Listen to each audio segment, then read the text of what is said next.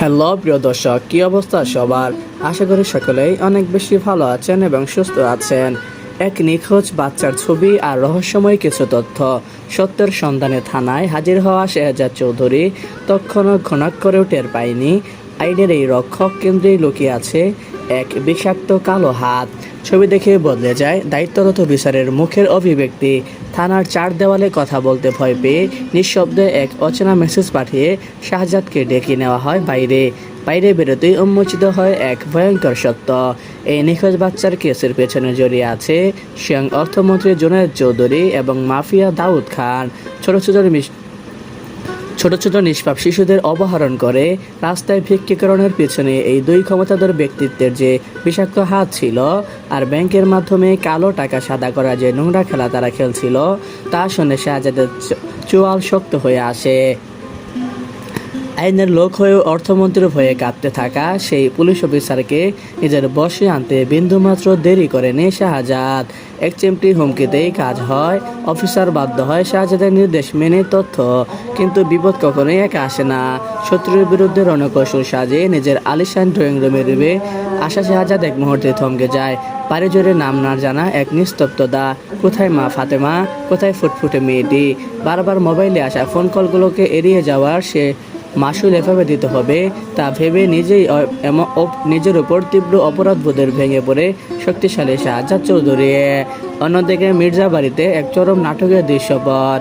কাজের লোক সেজে সেখানে থাকা লোভী গোলাম কিন্তু নিজের স্বভাব ছাড়েনি। চুরি করার ধান্দায় গোপনে মালিকের সোনা গয়না আর আলমারি হাত রাতে গিয়ে হাতে নাতে ধরা পড়ে চতুর মনির চাচার সাজানো ফাঁদে। পকেটে রাখা টাকা লোভ সামলাতে না পেরে চুরি করা আর ভিডিও প্রমাণের মুখে ধরা পড়া এক নিমেষেই গোলামের চোরের রূপ বেরিয়ে আসে। অভ্যন্তর না পেয়ে মনির চাচার পায়ে ধরে জীবন ভিক্ষা চাইতে থাকে এই ধূর্ত লোকটা। ঠিক তখনই সেই ঘরের দরজায় হাজির ঋতু।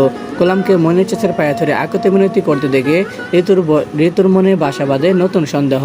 মনির চাচা পরিস্থিতি সামলে দিলেও ঋতু ছেড়ে দেওয়ার পাত্রী নয়। কোনো কথা না শুনে সোজা টেনে হিচড়ি গোলামকে সাথে নিয়ে রওনা দেয় অজানা এক গন্তব্যে। কোথায় নিয়ে যাচ্ছে ঋতু এই ছদ্মবেশী চোর গোলামকে? সে কি পারবে আসল শাহজাদার বদলে আসা এই নকলের আসল রূপ ফাঁস করতে? নাকি ক্ষমতার এই নোংরা খেলায় নতুন কোনো মোড় আসবে? প্রিয় দর্শক, আজকে যেন বিদায় নিচ্ছি, আবারও হাজির হব নতুন আপডেট নিয়ে। হ্যালো প্রিয় দর্শক, কি অবস্থা সবার? আশা করি সকলেই অনেক বেশি ভালো আছেন এবং সুস্থ আছেন। এক নিখোঁজ বাচ্চার ছবি আর রহস্যময় কিছু তথ্য।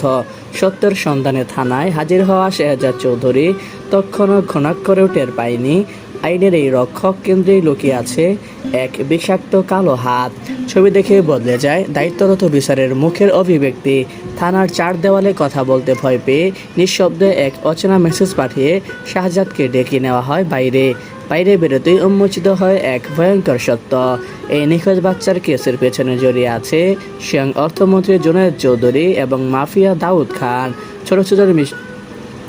ছোট নিষ্পাপ শিশুদের অপহরণ করে রাস্তায় ভিক্ষিকরণের পিছনে এই দুই ক্ষমতাধর ব্যক্তিত্বের যে বিষাক্ত হাত ছিল, আর ব্যাংকের মাধ্যমে কালো টাকা সাদা করা যে নোংরা খেলা তারা খেলছিল, তা শুনে শাহজাদের চোয়াল শক্ত হয়ে আসে।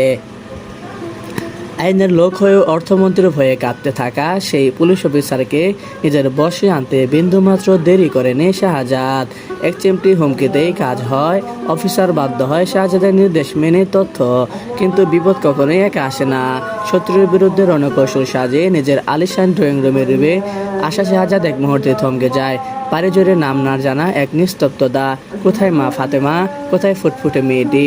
বারবার মোবাইলে আসা ফোন কলগুলোকে এড়িয়ে যাওয়ার সে মাসুল এভাবে দিতে হবে তা ভেবে